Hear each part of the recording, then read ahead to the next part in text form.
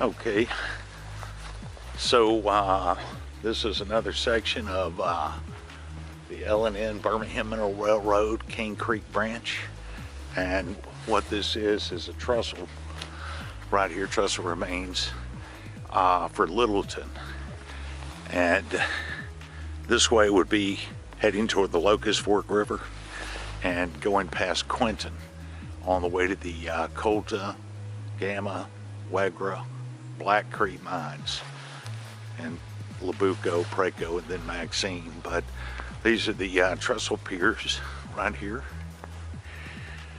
And let's see. Once again, the sun's in my face, so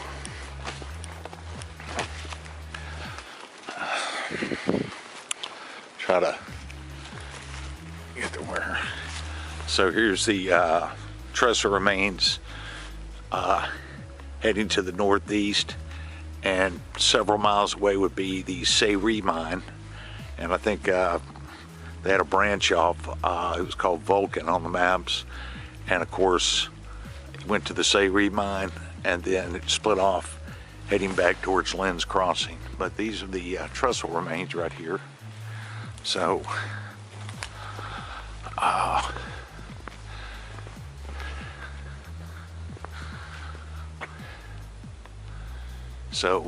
further back, maybe 600 feet along the rail bed, would be the actual Cain Creek, and that's might try to just walk down through there if there's not too much obstruction on the rail bed, and see what we can find.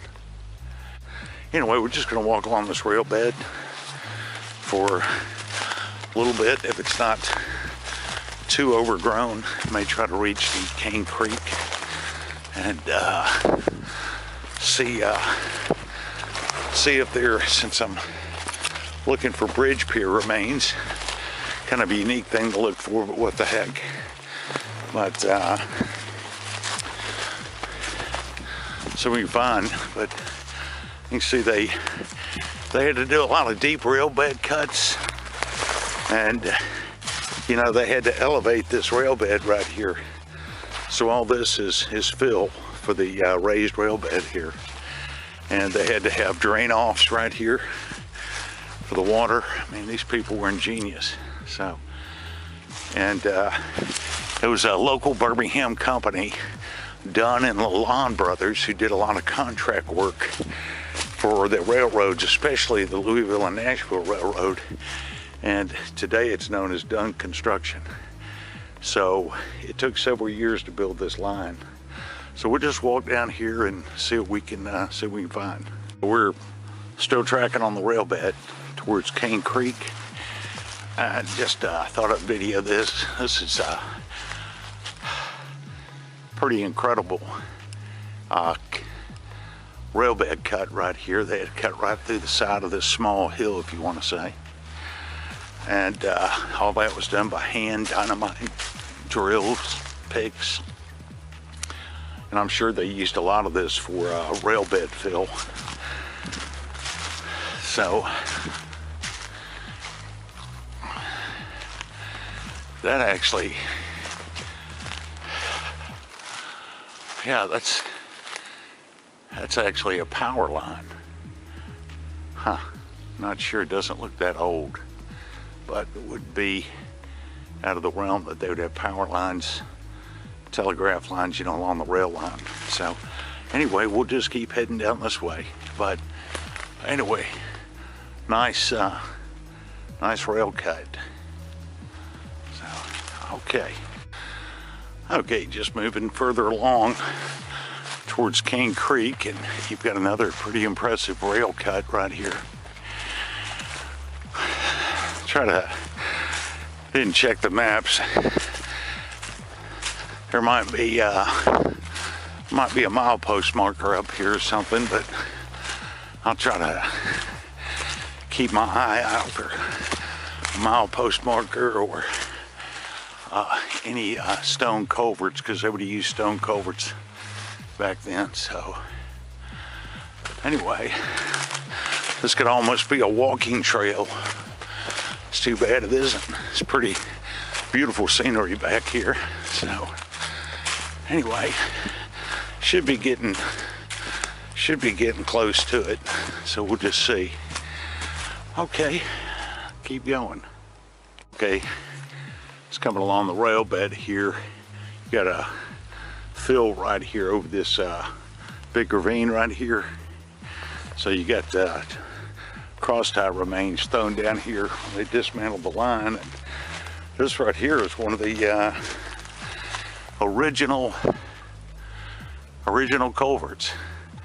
I think that's that's cast iron. You know, it could have been made by Birmingham-based ASIPCO, which they specialized in cast iron pipes. So anyway, look at this, still doing its job, running the water out. So a lot of cross tie remains, but we'll keep going down to the Cain Creek branch, or the Cain Creek, I mean. But just thought I'd drop down and see this. Okay, there we go. All right, and we'll start heading back this way. Okay, it's gonna be kind of hard to tell, but this is the beginning of the, that's the rail berm right there, L&N rail berm, and these are wooden trestle, wooden support piers for the trestle. And you can see they did a good job at cutting them all down, man, every one of them. But, you know, the concrete pylons are still intact.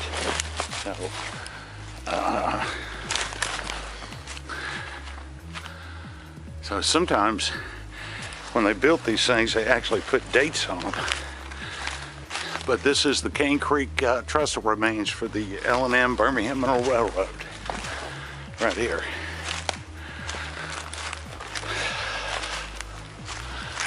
And you can see there's the other, just kind of zoom in a little bit. That's the other bridge pier remains right there, concrete. So, pretty impressive.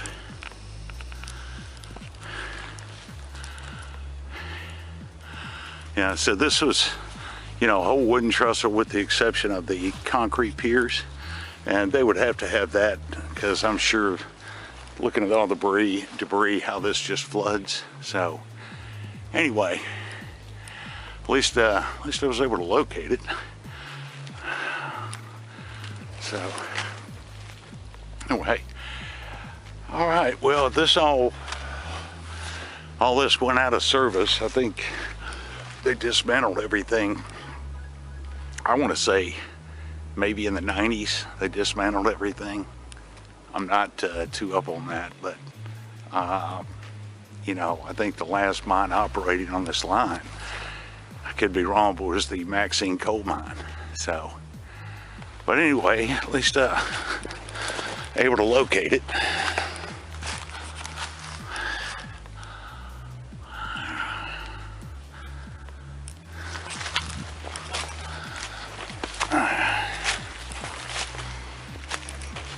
Kind of go over here, maybe get a little bit better view. There we go.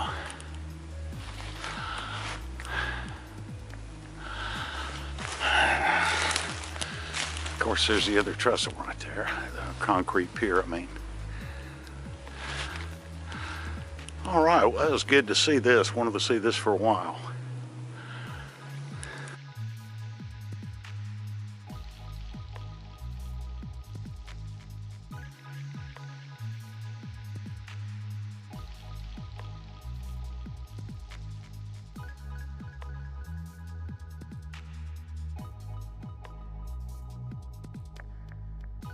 Okay, just a final look. Cain Creek below, and these are the remains of the wooden pier pilings for the trestle. And you can see they've been cut. So that was pretty impressive.